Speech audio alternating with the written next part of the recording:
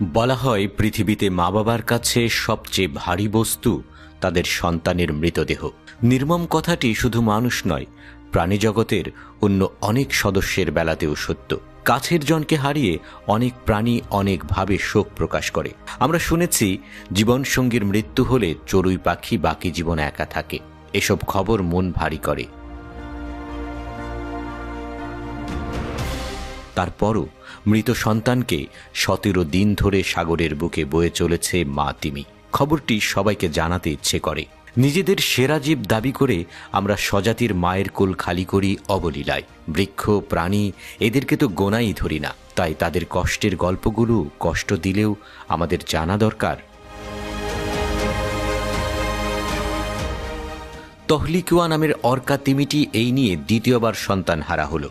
2018 সালে প্রথম যখন সে তার কন্যা সন্তানকে হারায়, 17 দিনের গল্পটি তখনকার। মৃত সন্তানকে 1600 কিলোমিটার পথ বয়ে নিয়ে তিমিটি গবেষকদের নজরে পড়ে। সেই ঘটনায় স্পষ্ট হয়েছিল মা তিমিটি সন্তান হারিয়ে কতটা কষ্ট পেয়েছিল।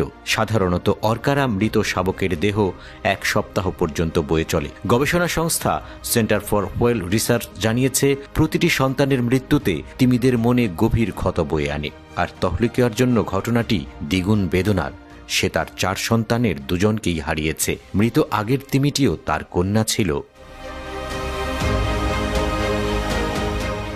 সদ্যজাত শাবকটি সহ তহলিকুয়াকে প্রথম দেখা গিয়েছিল গত 20 ডিসেম্বর। শিশু তিমিটি জেপড নামের গ্রুপের সঙ্গে আমেরিকার ওয়াশিংটনের জলসীমায় অবস্থিত পিউজেট সাউন্ড এলাকায় সাঁতার কাটছিল। প্রথম দিকে গবেষকরা নতুন শিশু তিমিটির পরিচয় নিশ্চিত করতে পারেননি। তবে পরবর্তীতে তারা আত্মবিশ্বাসের সঙ্গে জানিয়েছিলেন যে তহলিকুয়াই শিশুটির নাম। বাচ্চাটির নামকরণ করা হয়েছিল J61।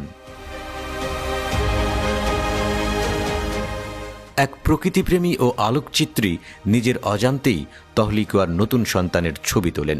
সংবাদ মাধ্যমকে তিনি বলেন, বাচ্চাটি তাকে অবাক করেছিল।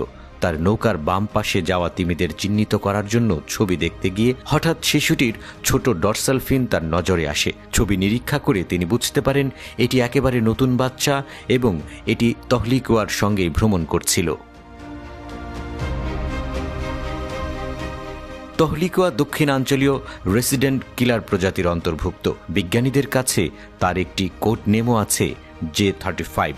কানাডা এবং যুক্তরাষ্ট্রের বিপন্ন প্রাণীর তালিকায় রয়েছে এই অর্কাগুলো। সেন্টার ফর হোয়েল রিসার্চের গবেষণা পরিচালক মাইকেল ওয়াইজ জানিয়েছেন, কিলার হোয়েল বা অর্কা নামে পরিচিত হলেও এরা ডলফিন পরিবারেরই সবচেয়ে বড় সদস্য। চিনুক স্যামন মাছ খেয়ে বাঁচা এই স্তন্যপায়ী প্রজাতিটি সাম্প্রতিক বছরগুলোতে খাদ্য সংকটে পড়ছে। কারণ চিনুক স্যামন মাছের সংখ্যায় যে বেশ কমে গেছে, তাই পুষ্টি এবং খাদ্যের অভাবে তিমির জীবনে এমন দুঃসহ ঘটনা বেড়েছে।